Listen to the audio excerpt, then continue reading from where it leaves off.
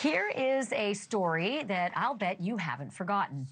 Somebody put a dead or soon-to-be dead teenage runaway in the trunk of her boyfriend's Tesla and ditched that Tesla on an upscale street in the Hollywood Hills. And weeks later, that Tesla, with the rotting corpse inside, was ticketed and towed away. That somebody may or may not have had a hand in the runaway's death, but my money is on yes. And more than a month after this mystery first hit the headlines with the discovery of the decomposing body of Celeste Rivas Hernandez, the name of that somebody is as unknown to us officially as ever, but apparently not to everybody. The identity of the person who abandoned that Tesla, a filthy luxury car owned by the singer David, with David's 14-year-old girlfriend dead inside, is now known to investigators. And tonight, we're learning that both the car and driver were captured on surveillance video the last time that car was apparently driven by anyone. Even better, we've learned the driver was visible enough in that footage to be identified later on. LA police are not talking about this or anything else in the Celeste death investigation. The bombshell video was unearthed by the private investigator hired by the owner of the house where David lived up until a couple of weeks after Celeste was found dead in his car. And that's not the only piece of evidence that the PI unearthed. That investigator's name is Steve Fischer, and he joins me now live. Steve, welcome back to the program. How certain are you that this video of the car driving away from David's mansion is the last time it drove and ended up at the spot where it was abandoned, likely with that body inside? I'm certain. Listen, I can't say 100% because there's not a camera trained on that Tesla once it's parked. Continuously that I've seen. I mean, there likely is a camera, but I've seen the car driven to that spot, and with the dates, with the date that it was. They left town right after that. I'm certain that is the last time the car was driven. It was put there with her, in the front trunk. And there's one weird detail about what you could, well, there's a lot of weird details, and I'm going to get to what you saw through the driver's side window in a second, but there was an air freshener that was found in the car at this point that we see on our screen, where it was abandoned. Was that air freshener also hanging from the rear view mirror when it drove off from David's house?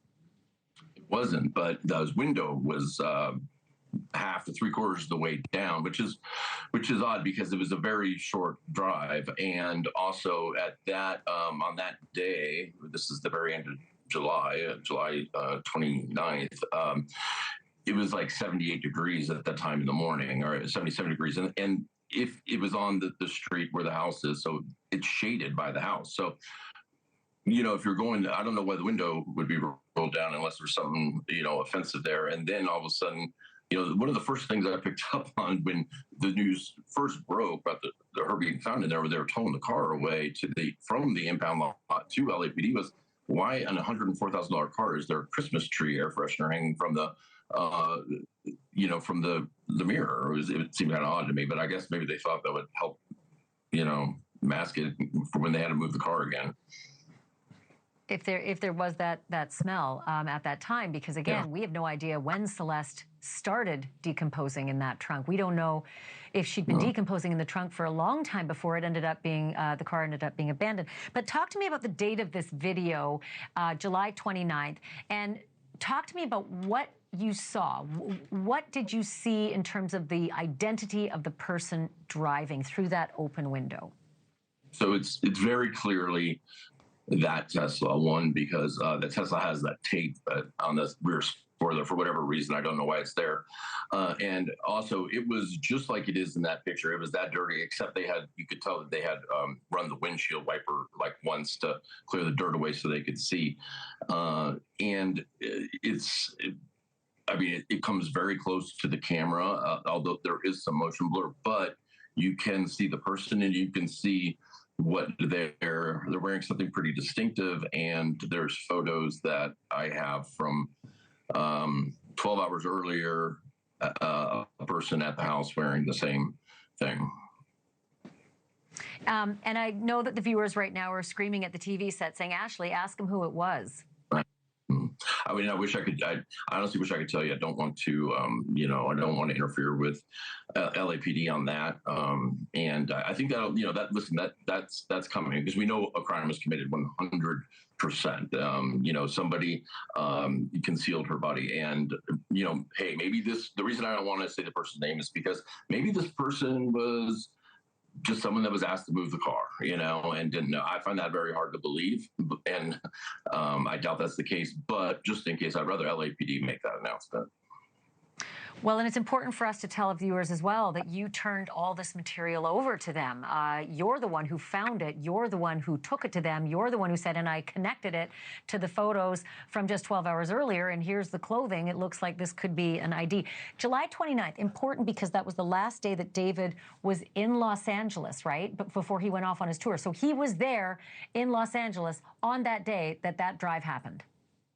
Yeah, I've seen on one of his public social medias, he had put a video out where it was the first day on their new tour bus because they were going to San Francisco, I believe, for the first night of the concert series, and they did a video from inside the tour bus. So I believe hours after that car was moved, they actually got on the tour bus and headed to San Fran. Let me ask you this, and I only have a couple seconds left, but you found some other suspicious things. The landlord, as we obviously know now, allowed you into the house, and you saw some things in there that were very uncomfortable and very suspicious. I know you can't say certain things, but what can you tell us about what you saw inside the house? Well, and this is the landlord found it also, but there were some things in there that were